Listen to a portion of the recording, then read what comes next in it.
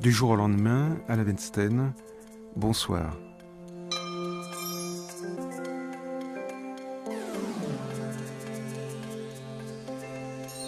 Ma mort est-elle possible? Pouvons-nous entendre cette question? M'est-il permis de parler de ma mort?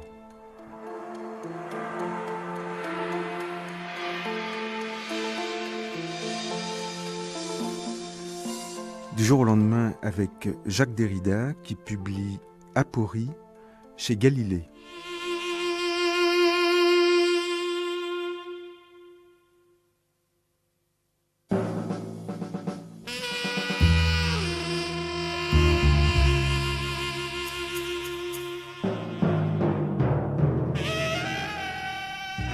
Deux livres Jacques Derrida chez Galilée depuis le début de l'année. Un troisième est annoncé apparaître.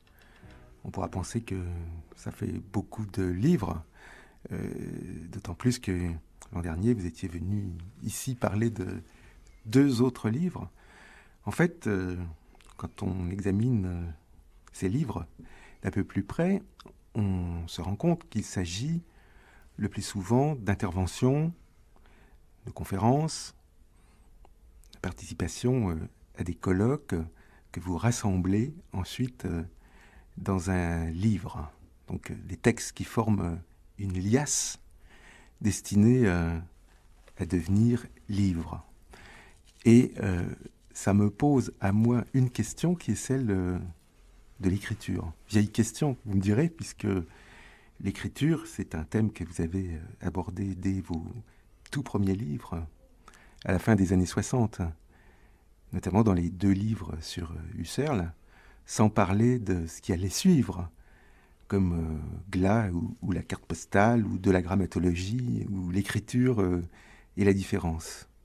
Il y a donc aujourd'hui une parole qui est recueillie et qui devient un livre. Mais bon, cette parole, évidemment, j'imagine que dans ces colloques ou les conférences que vous donnez, vous ne l'improvisez pas. Elle repose sur un travail d'écriture.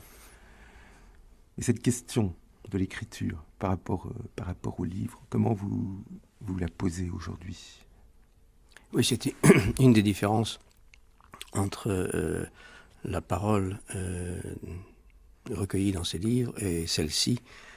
C'est que celle-ci est totalement improvisée et totalement exposée, ce qui n'est pas tout à fait le cas pour celle qui revient à des livres. À écouter votre première question, je me sens embarrassé par la liasse dont vous parlez,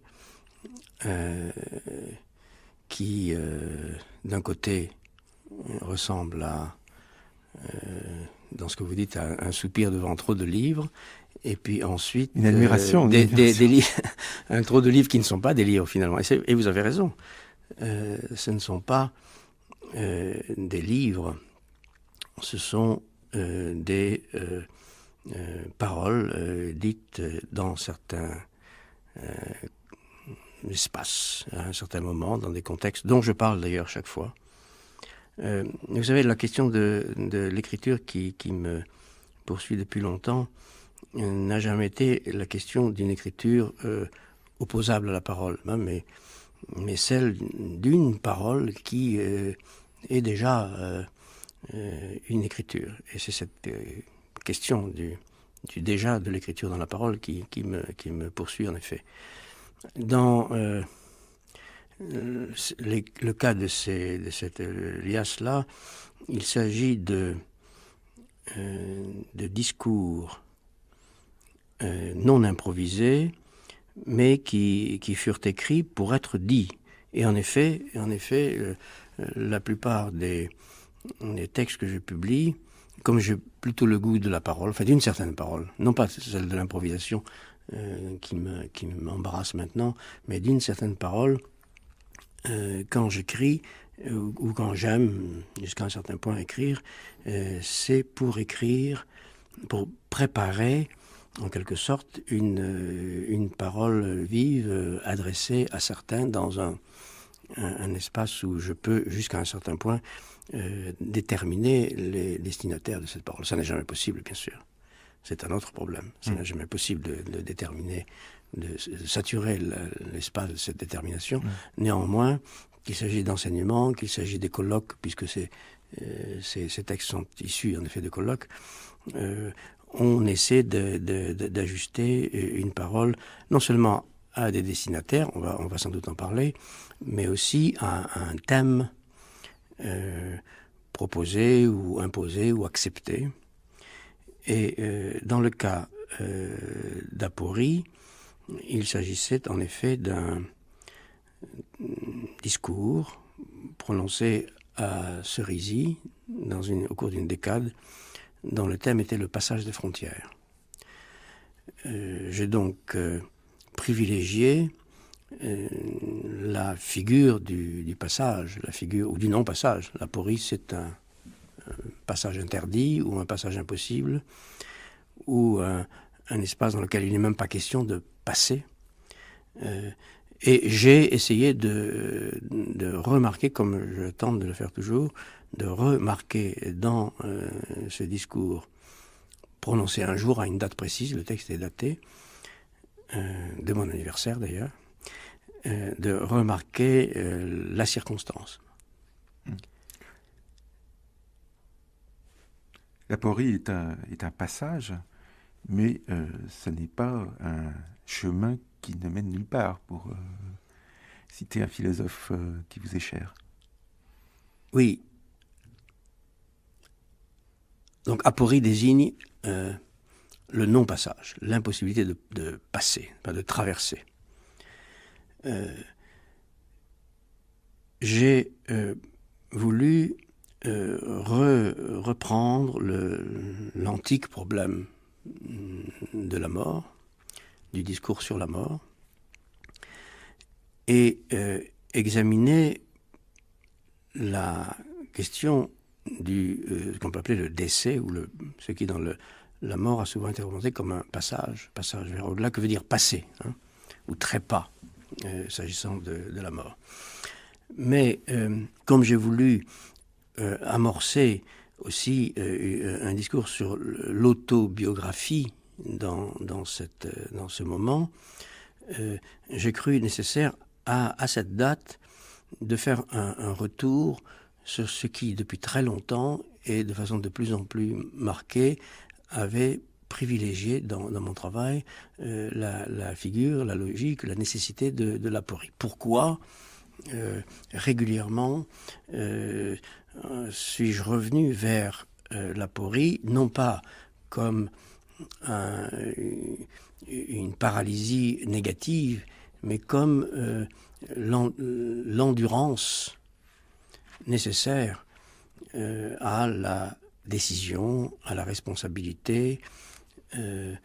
Et j'ai donc fait une sorte de relevé, c'est la première partie du texte de cette conférence, un relevé de nombre de contextes théoriques, problématiques, dans lesquels la figure et le mot d'aporie s'étaient imposés à moi. Donc c'est le moment d'une sorte d'anamnèse, de réflexion sur les raisons pour lesquelles cette figure de l'aporie s'était imposée à moi. Du point de vue politique, du point de vue philosophique, du point de vue éthique et juridique. Il y a donc une part de ce discours qui consiste dans ce retour, si on peut dire, sur l'aporie. La question du pas, hein, le livre s'ouvre sur si on peut dire, une scène du pas, quelqu'un qui va d'un certain pas. Et il s'agit de jouer sur une certaine phrase que je ne peux pas reconstituer. Là, voilà, ce que je ne peux pas faire ici maintenant, c'est en improvisant, de reconstituer ce qui, justement, dans ce texte oral est assez écrit et joue sur la langue et un certain nombre d'énoncés, ou le déplacement de certains énoncés où le mot « pas », de façon assez intraduisible, s'impose à moi. Donc, après avoir évoqué le problème sans âge de ma mort, de la brièveté de la vie, il y a une sorte leitmotiv, pourrait-on dire, qui revient régulièrement dans le sillage de la brièveté de la vie de Sénèque, c'est la vie aura été trop courte. La vie aura été courte, comme la vie aura été courte. Cette plainte revient régulièrement. Donc, dans le sillage de cette plainte, après avoir rappelé les figures de l'aporie qui se sont imposées à moi, j'aborde donc le problème de la mort, de ma mort. Comment un discours sur ma mort est-il possible? Mais comment vous expliquez ce souci autobiographique dont vous parliez il y a un instant et qu'on trouve dans vos livres, au moins depuis Circonfession? Oserais-je dire qu'il est plus ancien que ça, parce que au fond, presque tous les textes que j'ai publiés sont autobiographiques, à supposer que ce sens soit assez clair pour qu'on puisse en parler si légèrement. Mais aussi loin qu'on remonte, il y a de l'autobiographie, mais vous avez raison, la chose s'est sans doute aggravée, si on peut dire. Non pas depuis Circonfession, mais peut-être depuis Glas, ça fait déjà 20 ans, ou la carte postale. Évidemment, il ne s'agit pas simplement de confidences autobiographiques, d'exposition de la vie privée.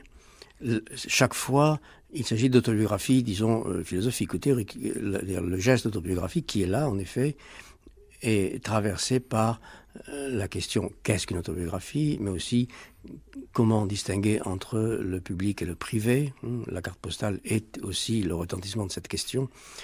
Dans quelle situation est-il impossible de distinguer entre le public et le secret? Et comment une autobiographie peut-elle être en même temps une philosophique? Peut-elle être en même temps la loi ou l'obéissance à la loi de questions philosophiques, ou de questions sur la question philosophique? Je voudrais penser que ces textes d'allure autobiographique sont en même temps des textes théoriques ou philosophiques, et non seulement sur l'autobiographie. Mais s'agissant de aporie et de ce retour sur la loi qui régulièrement m'a imposé l'aporie, j'ai voulu marquer que ce geste signé était en même temps une sorte de nécessité qui n'était pas seulement privée ou propre à moi, si on peut dire. Oui, l'autobiographie telle que vous l'entendez n'est peut-être pas si éloignée que ça de la biographie telle que l'entend Roger Laporte. C'est ça, c'est une écriture de la vie qui ne se contente pas de raconter, selon des modes divers de la narration, une vie qui d'autre part a lieu ou a eu lieu, mais d'écrire la vie, de faire que la forme et la structure des énoncés, des phrases, des choses écrites, des graphèmes, si vous voulez, soient telles que elles constituent des expériences, justement des pas, des traversées. Donc, de la vie s'écrivant, et non pas simplement d'une vie qui, ayant lieu ailleurs et d'autre part, en vient d'être à être représentée ou réécrite. C'est pourquoi la dimension, si on peut dire, performative des énoncés est privilégiée ici, où chaque geste autobiographique est en même temps une signature intraduisible, intelligible et pourtant liée à la langue et à telle forme rhétorique, de telle sorte qu'elle ne puisse pas laisser traduire son contenu ou son sens dans une autre forme. Et c'est pourquoi il m'est difficile d'en parler, parce que les énoncés de aporie, et notamment ceux qui ouvrent le texte, sont écrits de telle sorte que, au fond, si je voulais les transposer dans d'autres phrases ou dans une autre langue, l'essentiel de ce que je voulais faire ici serait perdu. L'autobiographie, donc, pas grand-chose à voir avec ces quelques photos qu'on a pu voir dans un numéro spécial du magazine littéraire qui vous était consacré, Jacques Derrida, où on voyait votre collection de pipes, votre voiture sur le parking de la gare, et où on vous voyait vous-même assis à votre table de travail devant votre bibliothèque. Oui, ça c'est l'autobiographie du photographe. Ou en tout cas, puisque cela ne s'est pas fait évidemment sans mon accord, bien que je n'ai pas calculé grand-chose de ces photographies, l'autobiographie croisée d'un grand nombre de personnes, comme c'est toujours le cas. On signe sans jamais signer tout seul une autobiographie.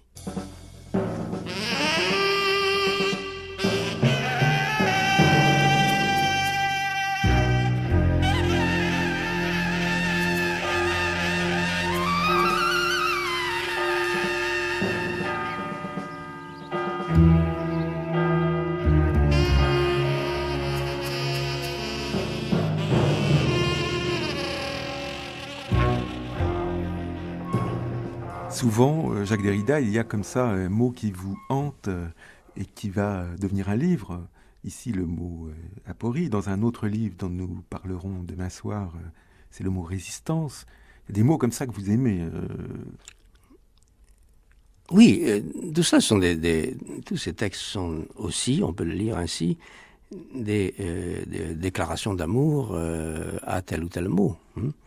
Je dis pourquoi, au moins, à partir de tel moment, je peux en venir à aimer un mot, à me mettre sous sa loi, à le laisser faire, avec ma complicité, mais à le laisser faire. Là. Et en effet, le mot pas, auquel j'avais consacré un texte sur Blanchot il y a très longtemps, revient d'une autre manière dans Aporie, dans certaines phrases qui ouvrent Aporie. Mais bien sûr, il s'agit d'une certaine aventure avec les mots, non pas pour en jouer ou pour les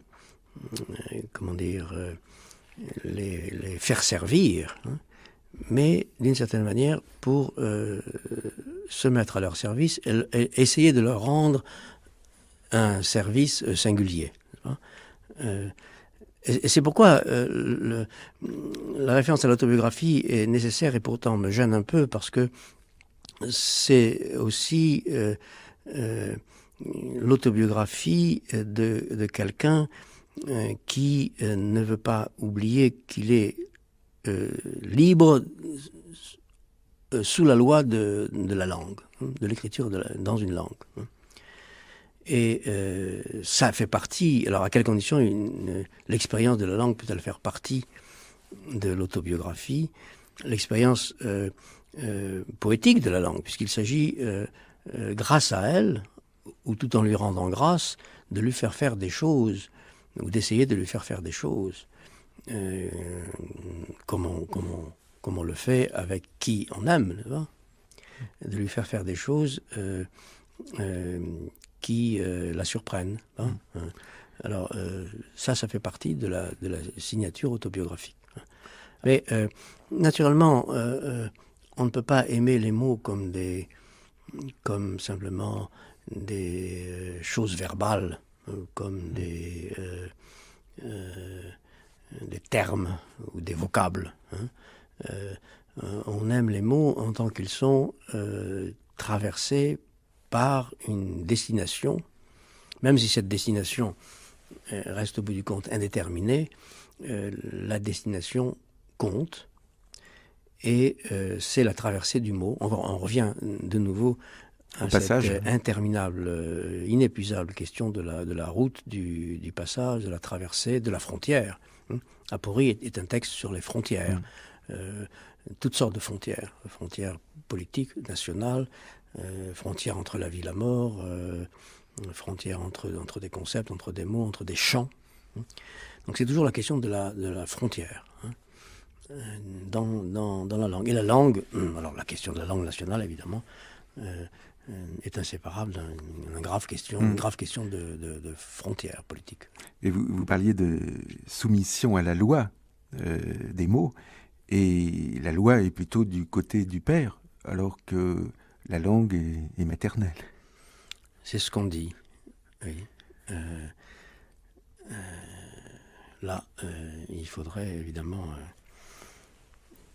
engager un long discours sur cette vieille expression de langue maternelle. Je ne crois pas qu'on puisse dire simplement que même la langue maternelle soit étrangère à la loi du père. Enfin, c'est de ça qu'il est question. Je ne saurais pas, disons, débrouiller cette question là devant un micro, mais en effet, c'est cette question du nom et de la loi qui est engagée ici.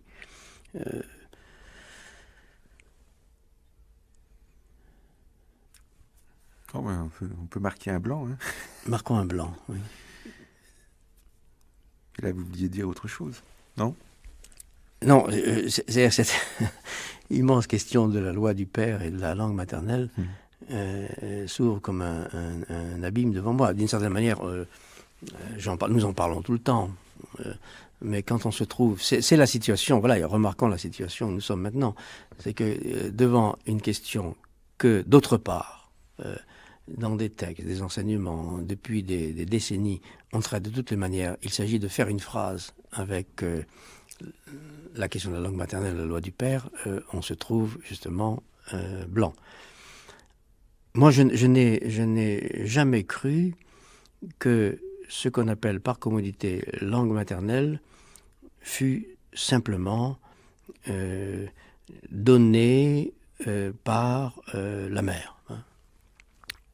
Si, d'abord, il y a aussi la loi, peut-être la loi de la mère, il y aurait là beaucoup à dire, et d'autre part, à supposer que la loi soit la loi du père, il est sûr qu'à partir du moment où une langue s'impose, même si elle est, on peut le supposer, sucée avec le lait de la mère, elle ne devient loi, et une loi si impérative que même les transgressions, les transformations, les excès, les subversions continuent d'obéir au père. Hein. À ce moment-là, une langue, c'est aussi une loi du père, de toute manière. Hein. Donc je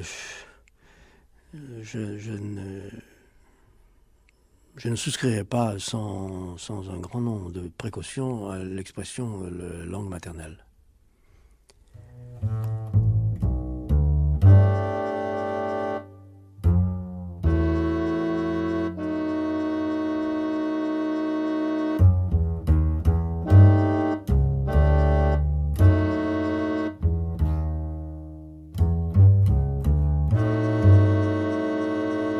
Revenons à nos apories, Jacques Derrida, puisque c'est le titre du livre que vous publiez chez Galilée, un livre qui porte également un sous-titre que nous n'avons pas encore évoqué, Mourir, s'attendre aux limites de la vérité. Un sous-titre que vous-même, vous jugez inquiétant. Oui. Alors, vous voyez, ce sous-titre, le titre, comme très souvent dans mes livres, est bref comme un point. Comme un glas. Oui, par exemple. Et le sous-titre, au contraire, s'agite dans une instabilité interminable. Hein. Alors, s'attendre aux limites de la vérité, on peut le lire ainsi, s'attendre à ce que la vérité ait des limites, il faut s'y attendre. Hein. Et la question de la vérité est posée dès le début du livre. Que peut vouloir dire que la vérité est chose limitée. Et j'examine cette question confinée dans les frontières. C'est ça, en citant Diderot, Sénèque, Cicéron, etc. Donc il faut s'attendre à ce que la vérité ait des limites, Et prendre acte de ces limites ne veut pas dire, naturellement, donner congé à la vérité, ni conclure il n'y a plus de vérité. Mais essayer de penser ce que peuvent être des limites de la vérité. Et c'est une question qui traverse tout l'essai. Maintenant, s'attendre aux limites de la vérité peut laisser porter l'insistance sur le s'attendre. C'est une expression merveilleuse, s'attendre. Hein. Elle est intraduisible, hein, avec cette sorte de double jeu du S apostrophe. En français, on s'attend à, et ça, à mon avis, dans aucune autre langue, on ne trouve ce S apostrophe qui n'est pas simplement réfléchi. Et puis, on peut s'attendre soi-même. Alors, peut-être que dans l'expérience de la mort, de l'attente, de l'anticipation de la mort, on s'attend soi-même, c'est soi-même qu'on attend au moment de la mort, rendez-vous avec soi-même, hypothèse, et puis s'attendre les uns les autres. À ce moment-là, le S n'est plus simplement réfléchi, et on s'attend les uns les autres, ou l'un l'autre, ou l'une l'autre, ou aux limites de la vérité. Que veut dire donc s'attendre? Vous voyez que depuis tout à l'heure, je dis ce livre, c'est ceci, c'est ceci. Je dirais, j'attendrai une autre définition en disant que c'est un livre sur ce que veut dire s'attendre. Aux trois sens que je viens de dire, s'attendre à quelque chose, et s'attendre à la mort, ça n'est pas s'attendre à quelque chose parmi d'autres. C'est pas rien. C'est pas rien, ou c'est rien, mais ça n'est pas n'importe quel s'attendre à. S'attendre soi-même, qu'est-ce que ça peut vouloir dire, s'attendre soi-même si le S est réfléchi, c'est comme disait l'autre qu'on s'est déjà trouvé avant de s'attendre. Que peut vouloir dire s'attendre soi-même dans l'horizon de la mort, et puis s'attendre les uns les autres. Et ces trois modalités du s'attendre sont, comme vous l'avez vu, explicitement explorées à la fin de cette lecture de Heidegger, de Thomas, de Ariès, etc. C'est donc un livre sur, non pas sur l'attente, mais sur le s'attendre. S'attendre à. Alors, s'attendre aux limites, donc s'attendre à ce qu'il y ait des limites, mais s'attendre en ce point, en ce lieu de rendez-vous, que sont les limites de la vérité. Et la mort comme ce lieu des limites de la vérité. Vous citiez Thomas, Ariès, vous avez été amené évidemment à explorer les relations de la mort et de la culture, tout en remarquant qu'il s'agissait peut-être d'une tautologie. Oui, on s'est beaucoup intéressé, et plus que jamais ces dernières décennies, en tout cas en France, à l'histoire et à la culture de la mort.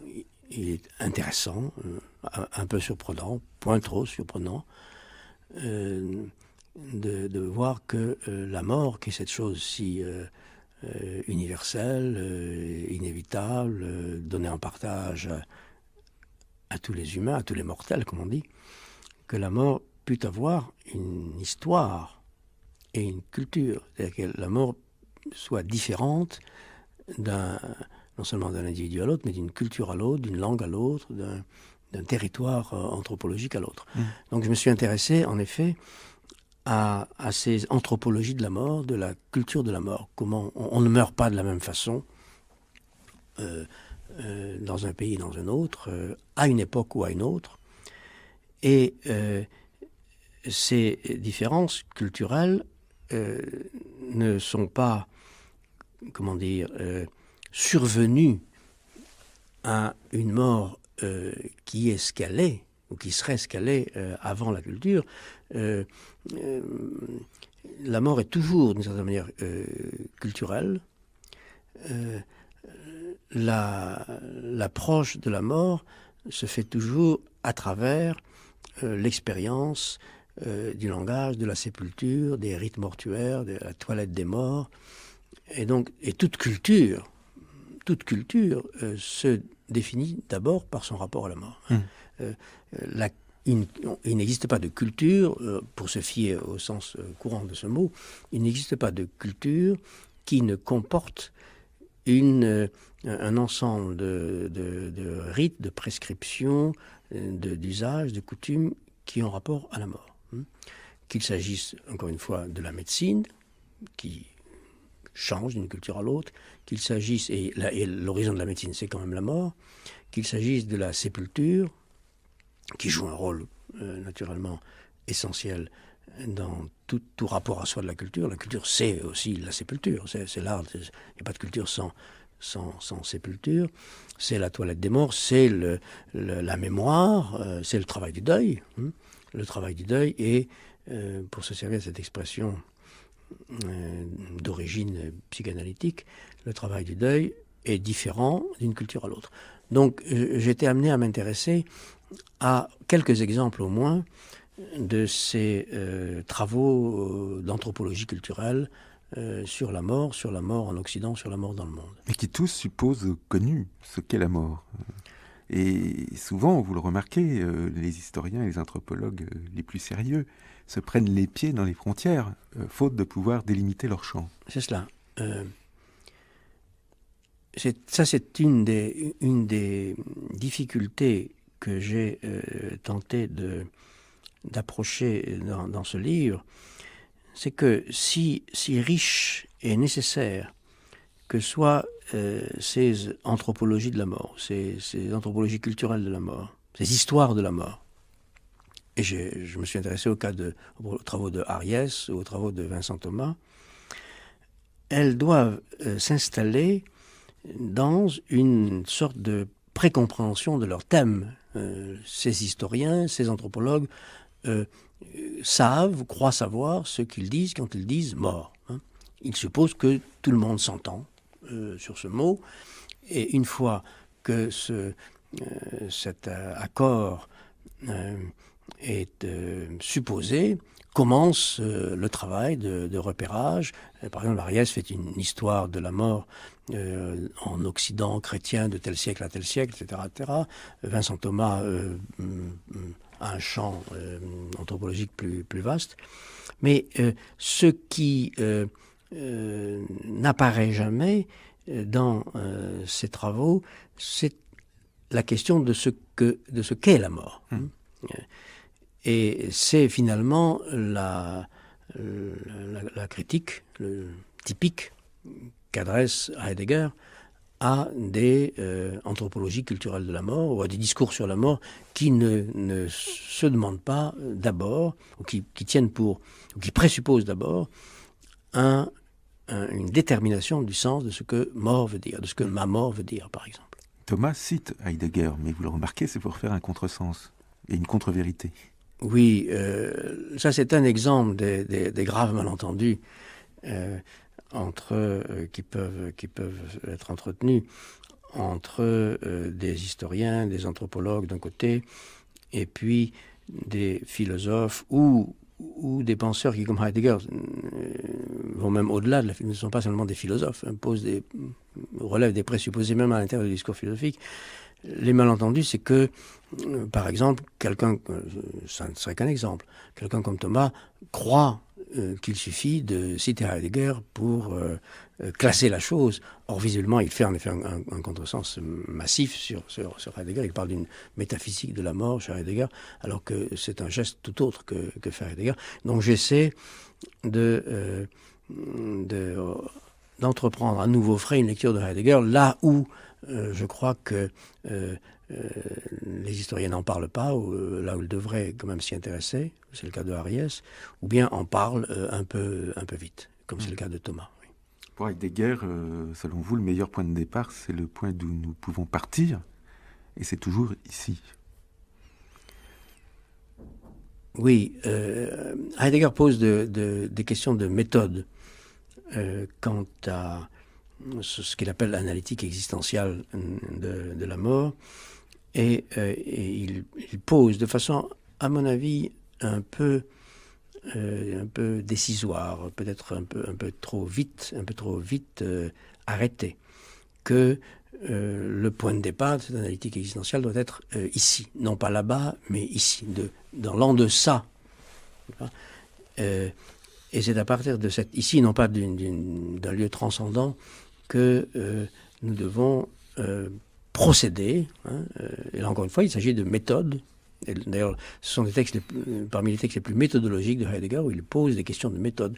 D'où faut-il partir pour aller où, et quelle est la méthode la plus sûre, la plus assurée. Et c'est une méthode qui consiste à partir d'ici, pour poser en particulier la question de la mort.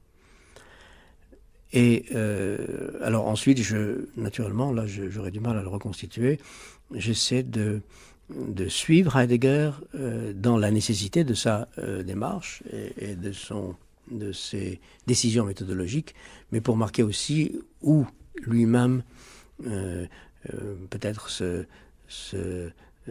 présuppose ce qu'il dit ne pas présupposer.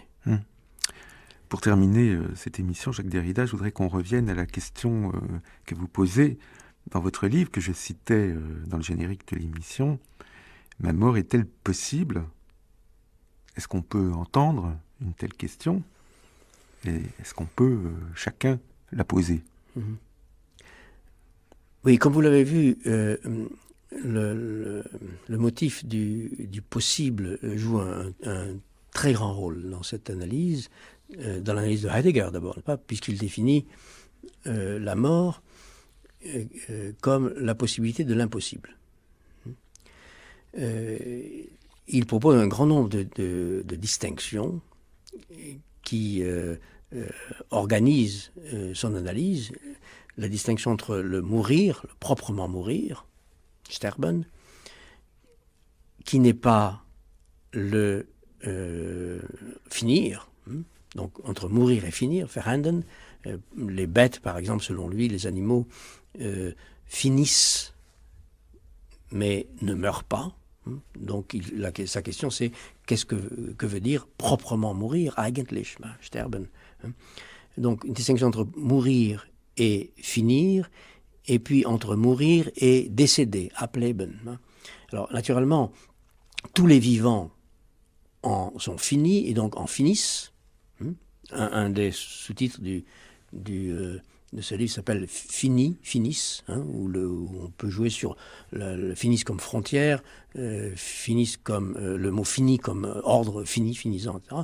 Donc tous les vivants finis en finissent, c'est-à-dire crèvent en quelque sorte, pas les bêtes et les hommes. Mais seul le Dasein, l'homme en tant que Dasein, a une mort proprement dite. Et quand je dis ma mort, moi en tant que Dasein humain, je dois essayer de penser ce qu'est cette mort-là, proprement dite. Et puis il y a le décès, ableben, qui lui est culturel, c'est-à-dire que ne peuvent décéder que des mortels capables de mourir et non pas seulement de crever. Et le décès, là encore le pas du passage au-delà, ou du départ, le départ, le décès est un événement, disons, culturel qui suppose le mourir. Alors voilà trois distinctions sans lesquelles toute l'analytique existentielle de Heidegger s'effondrerait d'une certaine manière. Moi je crois que les anthropologues ou les historiens de la mort auraient intérêt à s'expliquer avec ces distinctions, même si au bout du compte, comme j'essaie de le montrer, ces distinctions peuvent devenir problématiques.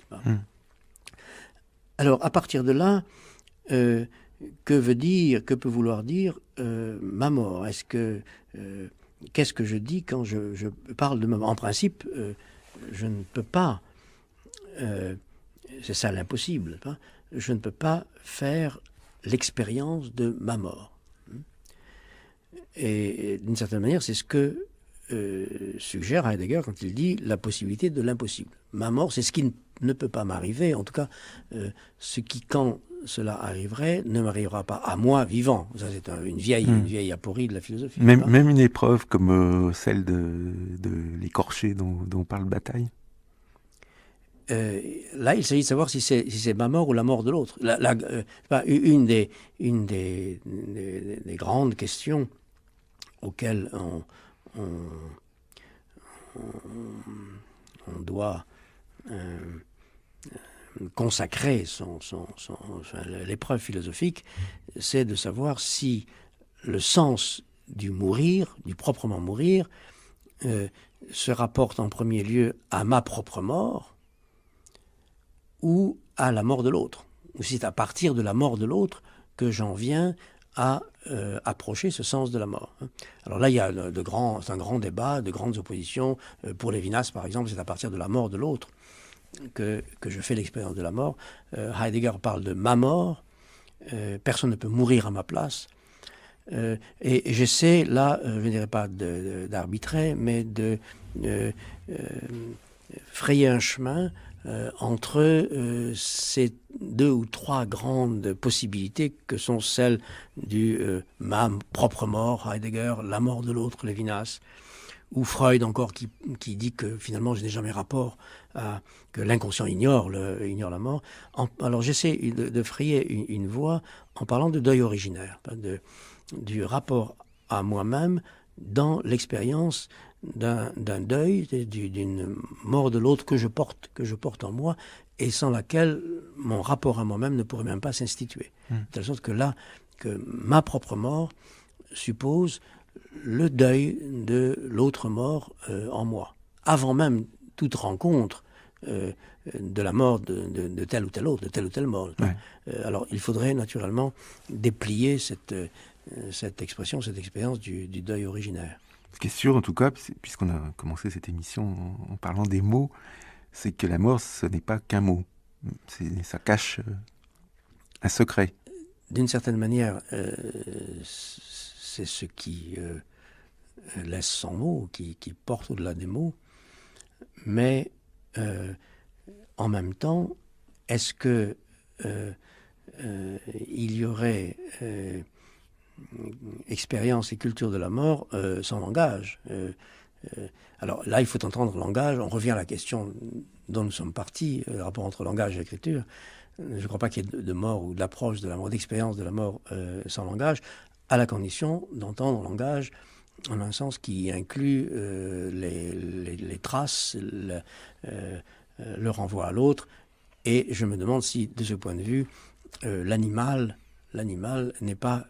alors, on ne peut pas parler de l'animal en général, hein, mais si on peut exclure que les animaux aient un rapport à cette trace sans laquelle il n'y a pas de mort. Hein. Naturellement, un des lieux où je m'inquiète du discours de Heidegger sur la mort, c'est justement ce qu'il dit de l'animal qui ne meurt pas. Dans la mesure où il ne parle pas. Il ne meurt pas dans la mesure où il ne parle pas. Il a ici quelques phrases assez suspendues, suspensives, que j'essaie d'analyser. Est-ce qu'on peut dire que il suffit de parler pour se rapporter à la mort, parce que, bien sûr, on peut facilement comprendre que le rapport à sa propre mort suppose le langage, au sens large, mais on peut aussi penser que le langage vient suturer ou recouvrir l'expérience vive de la mort, de certaine manière. C'est il ne suffit pas de dire ma mort pour penser ou vivre ou se rapporter à sa mort. Donc là, le critère du pouvoir parler me paraît plus problématique que jamais quand il s'agit de la mort.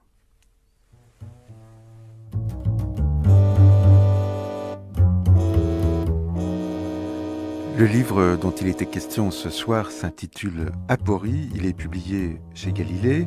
Jacques Derrida a publié en même temps un autre livre dont nous parlerons demain soir, Résistance de la psychanalyse, chez le même éditeur.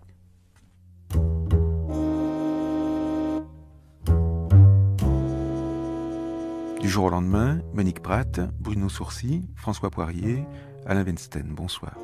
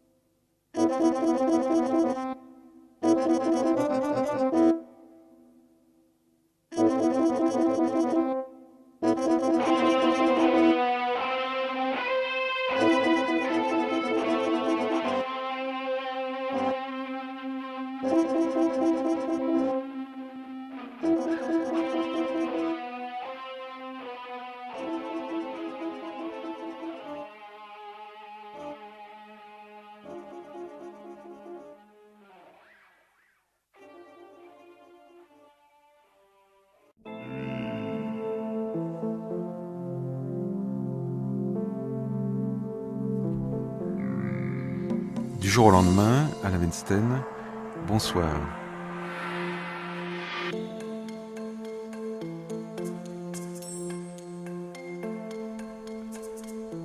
Le jeu constitue la forme même de la résistance.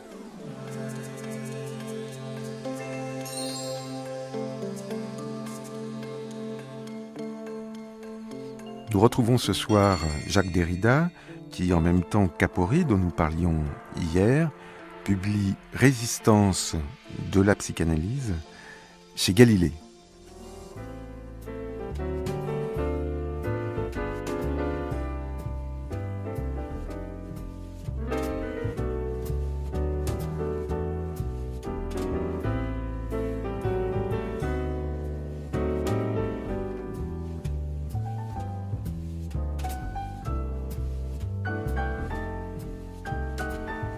Difficile à dire, Jacques Derrida, ce titre, parce qu'en fait, Résistance est écrit en gros caractères sur la couverture, corps 14 ou 16, je ne sais pas, et de la psychanalyse en tout petit, donc de la psychanalyse doit s'entendre comme un sous-titre.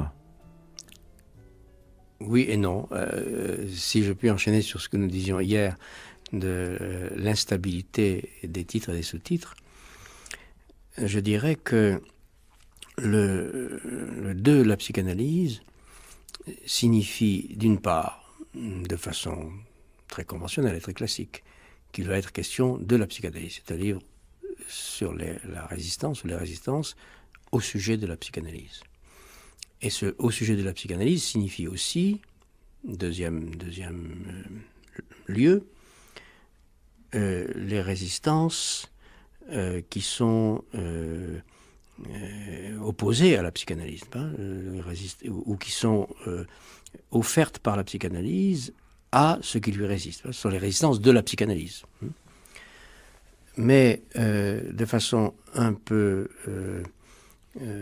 moins audible, et que la lecture du livre, je voudrais l'espérer, donnera à entendre, le sous-titre signifie aussi qu'il y a dans la psychanalyse des résistances, que outre les résistances qui sont opposées à la psychanalyse, nous en parlerons je suppose, outre le concept de résistance qui joue un rôle très important dans le discours psychanalytique, il y a aussi une résistance de la psychanalyse, peut-être à elle-même. Je suppose que nous y reviendrons. Donc le titre lui-même joue avec sa syntaxe. Il y a donc là une force, un couple de forces. Il y a deux accouplements, deux résistances. Il y a au moins deux, oui.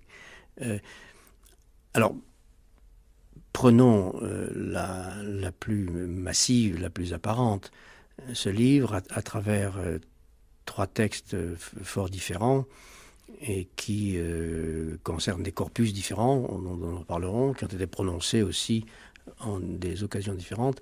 Ces trois textes ont pour fil conducteur l'hypothèse suivante, qui ne m'est apparue clairement qu'après coup, si je puis dire, au moment de relier ces livres, ces essais entre eux. L'hypothèse suivante, il y a aujourd'hui, en France, en Europe, et je dirais dans le monde, mais surtout en France et en Europe, où, au fond, la psychanalyse a pu naître et se développer. Enfin, la psychanalyse reste une chose européenne. Non seulement dans ses origines, mais dans son champ de développement, d'application, ça reste largement confiné dans un espace de culture européenne. Et même quand ça se déploie dans les Amériques. Mais dans les Amériques, la psychanalyse reste européenne. Les cultures non européennes ignorent à ce jour encore, au fond, largement la psychanalyse. Donc l'hypothèse est la suivante, c'est que après une phase de croissance et même de développement spectaculaire et de grande autorité dans la culture, je pense en particulier à la culture française des années avant et après la guerre, et notamment les années 60, après cette phase, nous serions entrés dans une phase de retrait ou de réticence ou je dirais même de régression, où se déploie une nouvelle résistance à la psychanalyse. Comme on sait, la psychanalyse a rencontré dès le départ, dans le milieu viennois, début du siècle de ce siècle, fin du siècle dernier, début de ce siècle, a rencontré des résistances dont Freud nous a beaucoup parlé et auxquelles il s'est opposé de mille manières. Et bien, il me semble qu'aujourd'hui, pour des raisons qui restent à analyser, qui sont nombreuses probablement et surdéterminées, s'installe une nouvelle résistance à la psychanalyse. Donc j'ai essayé de mettre l'analyse de ces résistances à l'ordre du jour. Pourquoi est-ce qu'aujourd'hui, je pense surtout au milieu français ou parisien, pourquoi la psychanalyse n'est-elle plus à la mode, au fond, Moi, en somme, j'ai passé ma jeunesse et mes premières années de travail et de publication dans une époque où la psychanalyse était, comme on dit, à la mode. C'est-à-dire que tout, non seulement dans son propre champ, mais dans les champs des sciences humaines, de la philosophie, le passage par la question psychanalytique était un passage obligé. Et bien, c'est une vague qui s'est retirée. Et on peut déceler des symptômes de résistance, justement. Des laisses, on pourrait dire. Des laisses, pour utiliser, pour poursuivre cette métaphore de la vague qui s'est retirée. Et oui. Il en reste des traces, qui sont des laisses. Oui, bien sûr. Bien sûr. Mais on essaie d'accréditer l'idée que la psychanalyse, ça commence à bien faire. On a fait le tour, on peut classer ça. Naturellement, c'est encore utile, ça peut rendre des services, on trouve ça un peu partout. Ça a irrigué le discours, ça a ses institutions, c'est identifiable.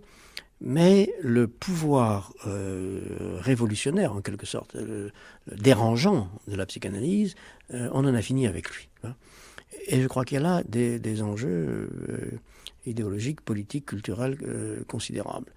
Et on pourrait suivre dans le discours quotidien, les discours médiatiques, les rhétoriques de toutes sortes, même à l'intérieur de de l'université, du champ philosophique, on pourrait percevoir les signes de cette espèce de désinvestissement, ou quelquefois condescendant à l'égard de la psychanalyse, et ça me paraît inquiétant. C'est un signe qui appartient à une configuration générale, n'est-ce pas ? Il n'est pas isolé. Mais il m'a semblé qu'il fallait le désigner comme tel et essayer de l'analyser. Toute résistance, évidemment, est inventive. Il peut en sortir quelque chose. D'ailleurs, ce mot résistance, oui. Commençons par là, puisqu'on parlait hier de votre amour de certains mots. Le mot résistance est un mot que vous aimez. Oui, c'est un des mots, voilà, hier nous cherchions les mots que j'aime, il y en a beaucoup, vous savez.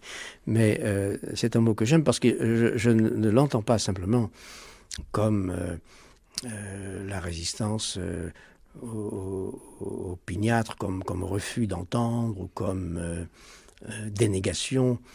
Mais il y a une belle résistance. Ce que j'aime, c'est un certain pathos de la résistance politique. Par exemple, je dis au début de la conférence qui porte ce titre dans le livre, qu'au fond, je garde une sorte de nostalgie pour une résistance que je n'ai pas connue, parce que je n'étais pas en France et j'étais trop jeune. Mais que le mot de résistance est pour moi un très beau mot quand il est connoté comme résistance politique, résistance à l'autorité dominante, à l'occupation, au discours assuré, à la hiérarchie, etc. Donc il y a une bonne résistance. Même dans les résistances dont parle la psychanalyse, c'est-à-dire les forces qui s'opposent à à la menace, à la dislocation, voire à la question, il y a quelque chose de positif. Rien ne s'édifie sans résistance. La résistance est ce qui aussi permet une certaine stance. Alors là, justement, là, c'est le tour sur soi de ce mot et de ce concept qui m'ont intéressé tout au long de ce livre. On peut dire, Jacques Derrida, d'une certaine façon, que votre présence ce soir dans cette émission est aussi une forme de résistance. À quoi? À votre, si je peux vous poser une question. À votre penchant naturel pour refuser les interviews où on n'a pas le temps, justement, de développer. Il est vrai. Il est vrai que j'ai du mal. J'ai du mal à parler dans cette situation-là. Et néanmoins, je crois qu'il faut parler dans l'espace public. Donc j'ai à vaincre une résistance en moi qui me porterait non pas à me réfugier dans des formes d'écriture et de parole qui me sont plus faciles, mais une résistance en moi qui est en lutte contre les contraintes que nous endurons ici, à savoir parler à un certain rythme devant des machines dans un temps limité, en se fiant à des critères d'intelligibilité qu'au fond, dont nous ne savons pas grand-chose. Je ne sais pas qui, par exemple, parmi ceux qui nous écoutent, qui a lu Freud ou non, qui a lu d'autres textes de moi, qui peut ou bien ne rien comprendre à ce que je dis, ou bien trouver que j'enfonce des portes ouvertes, que tout cela, justement, est sommaire, primaire. Bon, alors, c'est une situation très difficile. Je pourrais fuir et dire non. Et pourtant, je crois, pour des raisons qui demanderaient beaucoup de temps, je crois qu'il faut que on parle des livres à la radio, pas des miens, pas seulement des miens, mais qu'il faut en parler, qu'il faut ne pas laisser l'espace médiatique livré à certains types de paroles contre lesquelles je résiste, auxquelles je crois qu'il faut résister, de la bonne résistance dont nous parlions tout à l'heure. Donc je vains une résistance en moi parce que j'essaie de résister avec vous à d'autres forces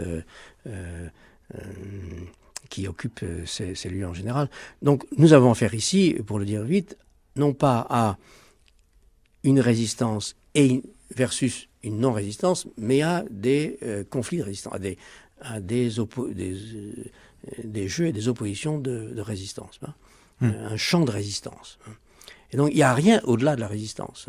Et c'est pourquoi j'essaie à un moment donné, mais c'est un geste que j'avais esquissé il y a bien longtemps, de soustraire le mot et le concept de résistance, comme celui de restance, que j'y associe quelquefois, de le soustraire à toute bordure, et par exemple à une bordure ontologique. En général, on entend le résistere ou la restance, le rester, comme une modalité de ce qui est, de l'étant, de ce qui demeure, de ce qui se tient là, ce qui appartient au régime de la station, de la stance, du staré, de la statique, etc., etc. Eh bien, j'essaie de penser, mais là, voilà une chose qui se dit difficilement dans un micro, j'essaie de penser un rester et aussi un résister qui ne soit pas simplement une modalité particulière de l'être, de l'ester. Souvent on traduit le Wesen allemand de Heidegger par este, est, este. Alors il s'agit d'un rester qui n'est pas simplement, qui n'est ni résidu, ni permanence, ni substance, ni subsistance, mais autre chose encore. Alors cette réflexion sur la résistance relève de cette interrogation. Vous savez, il n'y a pas de micro ici, Jacques Derrida. Il n'y a pas de micro. Non, il n'y a que des gens qui nous écoutent, c'est tout. Oui, mais pour moi, il y a un micro. Et il faut que ceux qui nous écoutent sachent que nous ne parlons pas ici, en tout cas moi je ne parle pas, comme je le fais ni dans la vie quotidienne, ni quand j'enseigne, ni quand je fais une conférence. C'est une parole extrêmement artificielle. Toutes les paroles le sont d'une certaine manière. Mais là, il y a un surcroît d'artifice qu'il est difficile de vaincre. Et c'est ce que j'essaie de faire laborieusement, comme on peut l'entendre ici. La parole est libre, c'est beau.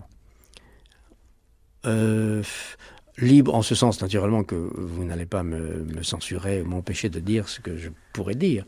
Mais elle n'est pas libre absolument, dans la mesure où je ne peux pas déployer l'argumentation, où je dois parler à un certain rythme, où je dois compter aussi avec ce qu'on peut supposer de schèmes d'intelligibilité.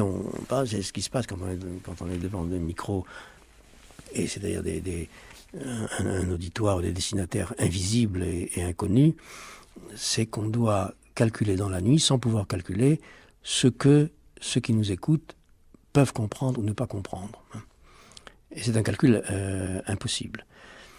Donc je ne peux pas m'enfermer dans ce qui est, par exemple, mon code habituel d'enseignement, où là j'ai affaire à des étudiants qui me suivent depuis longtemps, où je peux miser sur beaucoup de complicité, etc., etc. Ni ceux qui me lisent. Ceux qui me lisent, en général, ceux qui viennent vers mes livres, en principe, ont déjà fait un certain trajet. Ceux qui assistent à vos cours et qui vous lisent sont aussi ceux qui nous écoutent. Peut-être certains, mais ça n'est pas essentiellement pour eux que nous parlons ce soir, mais en espérant parler pour d'autres aussi. Alors, résistant à Jacques Derrida, au fond, philosopher, c'est résister aussi. La philosophie, c'est une forme de résistance. Vous l'avez montré dans de nombreuses occasions.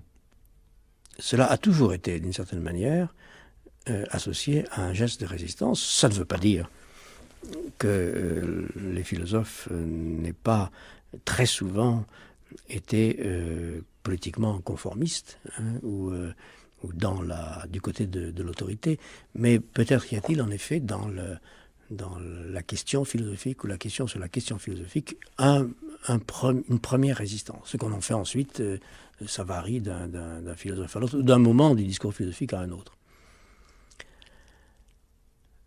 Mais est-ce que nous revenons à la psychanalyse, ou bien vous voulez qu'on parle de la résistance en général ? Non, on va revenir à la psychanalyse. Pour l'instant, on écoute un peu de musique.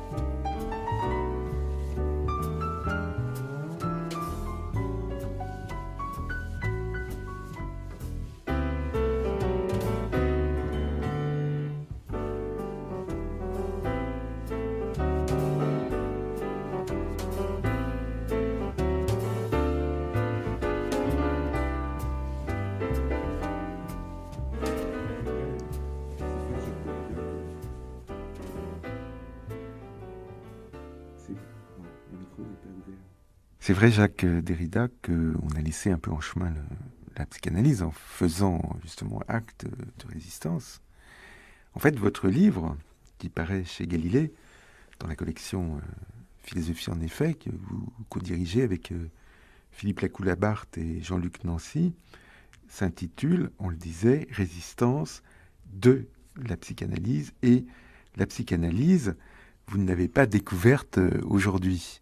De la même façon qu'on disait hier soir qu'on peut lire un grand nombre de vos livres comme une réflexion sur l'écriture, on peut aussi les lire comme une réflexion sur la psychanalyse.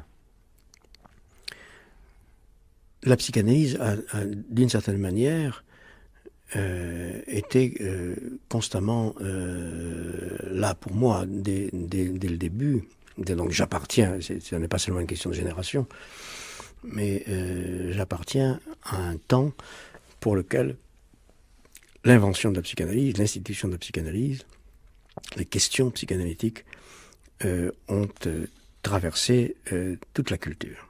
Et d'une certaine manière, dans l'espace philosophique où j'ai commencé à travailler, j'ai très vite essayé de prendre en compte la nécessité du psychanalytique. Il faut dire, et je ne veux pas en tirer en tirait avantage ou m'en flatter. Mais il faut dire qu'à l'intérieur du champ philosophique académique, la prise en compte de la psychanalyse était déjà, quand j'ai commencé à écrire, c'est il y a 30 ans, mais reste encore quelque chose d'assez rare. Hein. On peut compter en France ceux qui font un peu plus que citer Freud, quelquefois on ne le cite même pas du tout, mais qui laissent marquer leur discours philosophique par l'empreinte de la psychanalyse. Alors ça ne veut pas dire qu'on incorpore la psychanalyse dans le discours philosophique, parce qu'il y a autant de gestes inspirés par la psychanalyse dans ses travaux, dans les miens par exemple, que de questions en retour adressées à la psychanalyse, que d'inquiétudes au sujet de la philosophie implicite de la psychanalyse. Donc il ne s'agit pas de s'installer dans un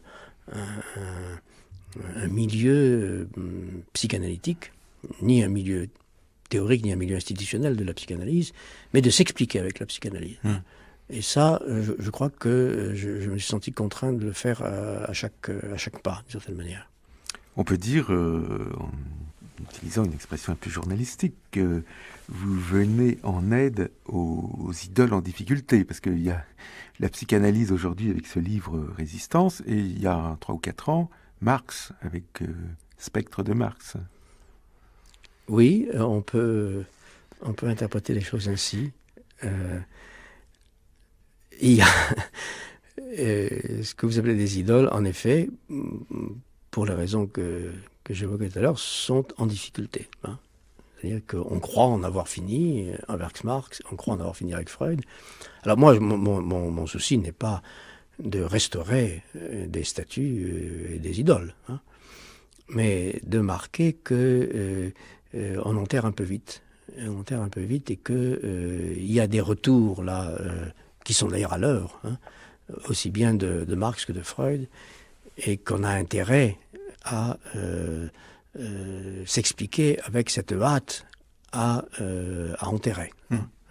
On revient à la question du deuil dont nous parlions hier. Alors il y a là, en effet, une configuration que vous avez raison de remarquer, que je ne crois pas, et c'est pas simplement de l'attachement nostalgique à ce qui m'a paru si intéressant dans les années 60 ou début des années 70.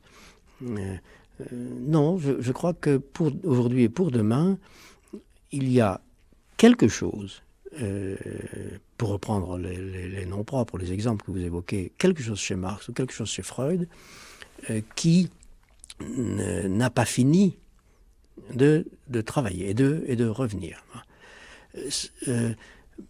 Je ne me contente pas, enfin je l'espère en tout cas, de réhabiliter, puisque aussi bien Spectre de Marx que ce livre sur Freud sont aussi, c'est aussi une une machine déconstructrice au travail, on peut dire pour faire vite, contre Marx et contre Freud. Il y a autant d'opposition, de résistance à Marx et à Freud dans les deux livres que, naturellement, d'altercation avec ceux qui leur résistent trop facilement, croient trop facilement en finir avec eux. Donc les gestes sont compliqués. Là, les gestes sont chaque fois très enchevêtrés, très compliqués. C'est une des raisons pour lesquelles j'ai du mal ici. Il y a une troisième désaffection, d'ailleurs, que vous abordez dans un autre livre qui paraît en même temps aux éditions du Seuil, qui s'intitule La religion et qui est issu d'un séminaire qui s'est tenu à Capri en février 1994 et où, là aussi, vous pensez qu'on a peut-être enterré la religion un peu vite. Oui, je crois que les diagnostics sur ce qu'on appelle aujourd'hui le retour du religieux sont un peu hâtifs, et notamment quant à ce qu'on appelle fondamentalisme, intégrisme, ou bien l'opposition entre la foi et le savoir, entre les Lumières et la religion. Donc là aussi, j'essaie non pas de compliquer pour le plaisir de compliquer, mais de me rendre à une certaine complication des choses. Ces gestes sont naturellement liés les uns aux autres. Hein. Je crois que le texte sur la religion, la foi et savoir, est un texte qui en appelle à un moment donné à la psychanalyse, hein, ce que la psychanalyse peut nous donner à penser du phallus, par exemple, qui joue un rôle important dans ce texte. Il faudrait, si on avait le temps, en effet, relier entre eux tous ces gestes à peu près contemporains, et pour voir qu'au fond, c'est le même souci qui les traverse.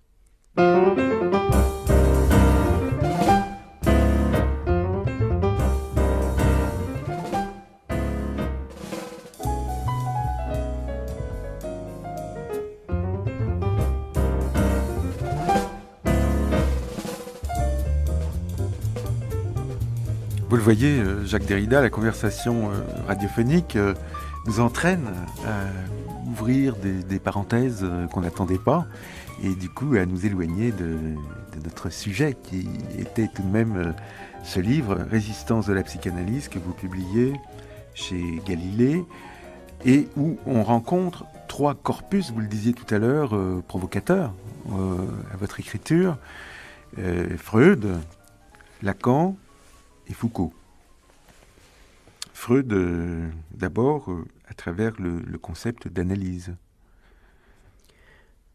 Oui, il s'agit dans les 3 cas de salut, d'hommage admiratif, où se mêlent naturellement des questions. Dans le premier cas, qui concerne directement Freud, et qui a la forme d'un discours au sujet de l'analyse. Il s'agissait d'un colloque sur l'analyse, organisé par le Collège international de philosophie et puis les universités de Toulouse et de Strasbourg. J'ai suivi le fil de l'analyse chez Freud, donc de la analyse veut dire à la fois des liaisons annaluennes et puis aussi régression, remonter à l'origine. Et j'ai choisi pour suivre ce fil d'analyse le concept de résistance, c'est-à-dire la manière dont les différents concepts de résistance chez Freud, il y en a 5, on n'en compte pas moins que 5, que les différents concepts de résistance chez Freud n'arrivent pas à s'unifier d'une certaine manière. Et qu'il s'agisse de la résistance du moi, du surmoi, résistance de transfert, etc. Il y a un moment où la recherche du sens par l'analyse met à jour une ultime résistance, celle de la compulsion de répétition, celle qui marque la limite même de l'analyse, selon au dire de Freud, et qui ouvre non pas sur un sens qui serait à déchiffrer plus loin, comme si la limite de la démarche interprétative ou herméneutique devait s'arrêter parce qu'il y a encore plus de sens. Et c'est la question de l'ombilique du rêve, d'un inconnu qu'on peut déterminer ou bien comme ce dont le sens est inaccessible, ou bien ce qui finalement déborde l'ordre du sens. Et où donc l'analyse hésite, et même le concept de résistance hésite entre 2 voies, dont l'une est celle du sens, ou de la vérité du sens, et l'autre celle de ce qui déborde le sens. Et en suivant ainsi Freud, j'essaie de déterminer, en somme, 2 vecteurs de l'analytique, dont l'un est celui qui reconduirait à une origine du sens, à une régression qui reconduit à une origine du sens, et l'autre à une dissolution ou dissémination où il n'est plus question de sens. Et c'est ce qui se passe avec la répétition, une certaine compulsion de répétition.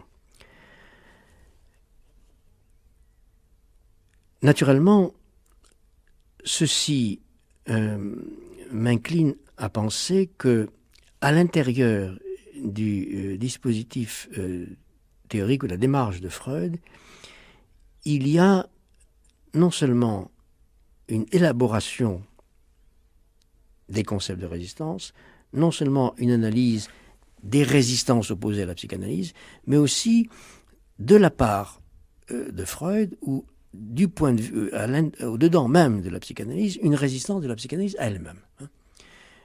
C'est ce schème auto-immunitaire que j'essaie de formaliser à travers tout le livre.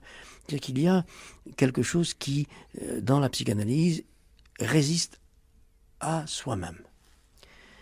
Et on pourrait en trouver, si on suivait cette voie, on pourrait en trouver 1000 symptômes. Je crois qu'aujourd'hui, il y a dans les institutions psychanalytiques aussi, pas seulement dans la culture ambiante, mais dans les institutions psychanalytiques, dans leur forme sociale, dans leur discours institutionnel, dans leur pratique, quelque chose qui trahit cette résistance, cette peur de soi, si vous voulez, cette résistance à la psychanalyse. Et ça a à voir avec, justement, la question du sens, de la vérité ou de la dissémination dont je parlais il y a un instant. D'ailleurs, Freud vous amène à Melville et à Bartleby. Oui, sans cesse, c'est naturellement dans les parages de textes littéraires, ou d'apparence simplement littéraire, que ces questions se ravivent pour moi. C'est le cas avec Poe et la lecture que Lacan propose. C'est le cas, par exemple, aussi avec Bartleby. Et c'est toujours la question de la lecture comme déchiffrement du sens et de la fiction littéraire qui me guide là dans ce travail. Comment avancer à partir de là? Naturellement, dans la deuxième partie de ce texte sur Freud, où je suis Freud aussi loin que possible dans son travail sur la résistance, et dans les moments où c'est le cas, par privilège, je dirais, de textes comme Au-delà du principe du plaisir, ou bien Das Unheimliche, où Freud ne pose plus de thèse, où l'axiomatique même de la psychanalyse se met à trembler. Ce sont mes lieux préférés dans le corpus de Freud. Donc après avoir suivi Freud aussi loin que possible, j'essaie de marquer en quoi, disons, ce que j'appelle déconstruction ou dissémination, propose comment dire, une expérience de l'analyse, de l'analytique un peu différente. La déconstruction, c'est une hyper-analyse, et en même temps une mise en question de ce qui, dans l'analyse, devrait nous reconduire au simple originaire, au plus originaire et au plus simple. Donc il y a dans la déconstruction un geste hyper-analytique et aussi une défiance quant à la sécurité de l'analyse.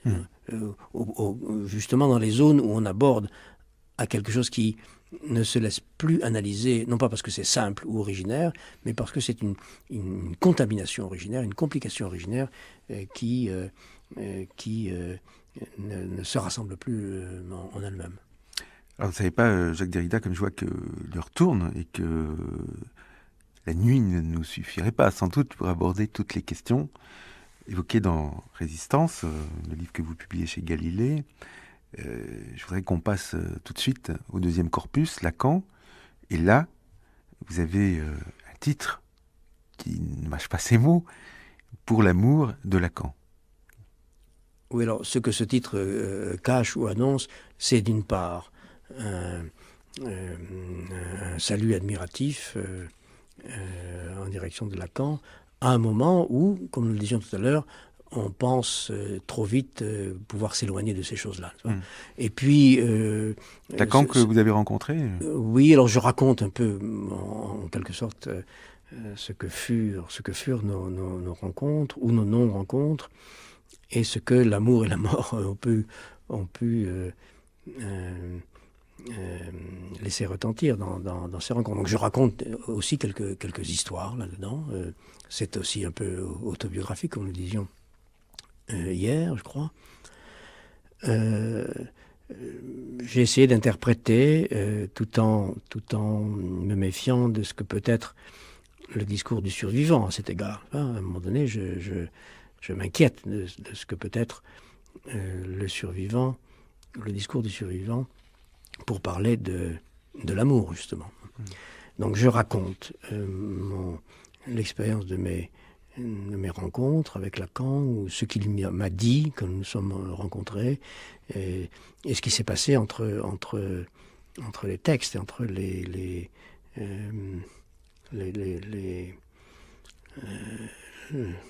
projets théoriques, les signes que Lacan a cru devoir faire à ce sujet ici ou là. Donc je raconte cette histoire-là, et je ne peux pas la raconter ici, ça m'est absolument impossible. Et puis, dans une deuxième partie de la conférence, j'essaie donc une explication un peu plus systématique et ordonnée des rapports entre les discours lacaniens, ou ce que j'interprète comme les limites, non pas du discours lacanien en général, mais du discours lacanien à un moment donné, tel qu'il s'est configuré et stabilisé dans les écrits de Lacan, et puis d'autre part, ce que j'ai tenté sous les mots, les titres de déconstruction, de dissémination, notamment autour de la lettre volée. Donc c'est pas rien, c'est important. Pour moi, ça aurait été très important. Je ne sais pas si c'est important en soi, mais vous écrivez, nous nous sommes beaucoup aimés, Lacan et moi, et donc beaucoup promis. Oui, non, c'est une scène que j'ai cru devoir faire devant un public dont je supposais qu'il aurait quelques mal à la recevoir. Mais si vous le permettez, je renvoie à cette scène telle qu'elle est écrite. Je ne veux pas la refaire ici. Il s'agissait, rappelons-le tout de même, d'un colloque étudiant les rapports de Lacan avec les philosophes. C'est cela. Et pas avec la philosophie. C'est un grand colloque qui s'est tenu à l'UNESCO et qui a rassemblé bon nombre de gens qui ont analysé les rapports de Lacan avec des figures singulières de la philosophie, les philosophes vivants ou morts. Et c'est un colloque qui fut assez mouvementé, je dois dire. Et si je peux me le permettre, j'inviterai nos auditeurs à lire, non pas mon texte, ou au-delà de mon texte, dans les actes de ce colloque, tous les textes naturellement, il faut les lire tous, mais aussi ce qui, à la fin du volume, raconte un peu, une certaine histoire de la préparation de ce colloque. Le troisième texte de résistance est consacré à un philosophe, Michel Foucault, que vous avez beaucoup aimé aussi. Oui, c'était naturellement là aussi le salut à quelqu'un qui a été un ami, à une amitié qui fut difficile, mais sans revenir sur ces difficultés, j'ai voulu proposer là encore une lecture notamment de l'histoire de la folie, puisqu'il s'agissait à ce moment-là de célébrer le 30e anniversaire de la publication de ce grand livre. Une lecture dans Histoire de la folie et dans quelques textes qui ont suivi du rapport extrêmement tourmenté de Foucault à l'égard de Freud. Un rapport d'attrait et de rejet, où régulièrement, comme un balancier, Foucault tantôt situe Freud du côté des grands fous, en quelque sorte, de ceux qui ont libéré la parole de la folie, donc dans la lignée de Nietzsche, de Goya, de Nerval, de Van Gogh, d'Artaud, etc., etc. Et puis tantôt de l'autre côté, du côté de ceux qui ont voulu encore, de façon subtile, maîtriser et enfermer la folie. Et il y a là une série de positions de Foucault que j'essaie de situer, d'analyser, d'abord dans Histoire de la folie, mais aussi dans les œuvres qui ont suivi. Parce que cette ambivalence est restée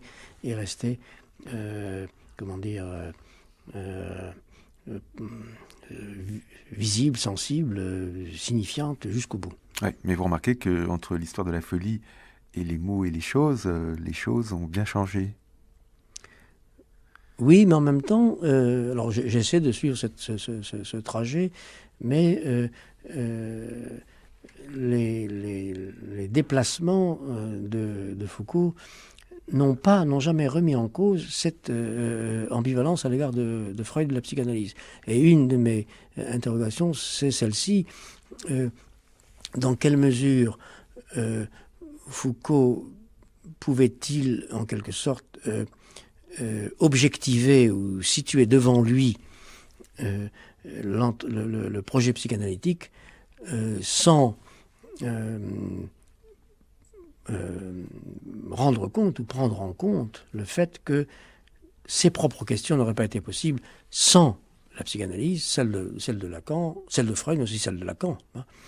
Et donc c'est cette histoire, cette immense histoire de l'œuvre de Foucault que j'essaie de commencer à interroger de ce point de vue-là.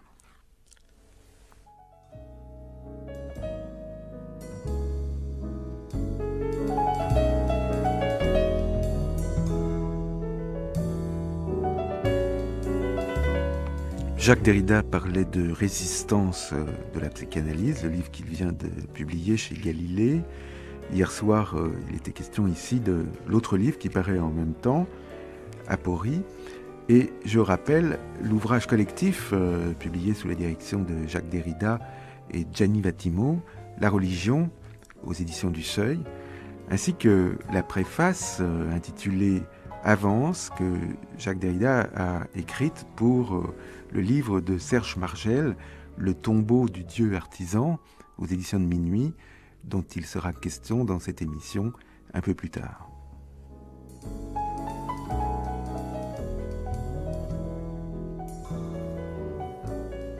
Du jour au lendemain, Monique Pratt, Bruno Sourcy, François Poirier, Alain Weinstein. Bonsoir.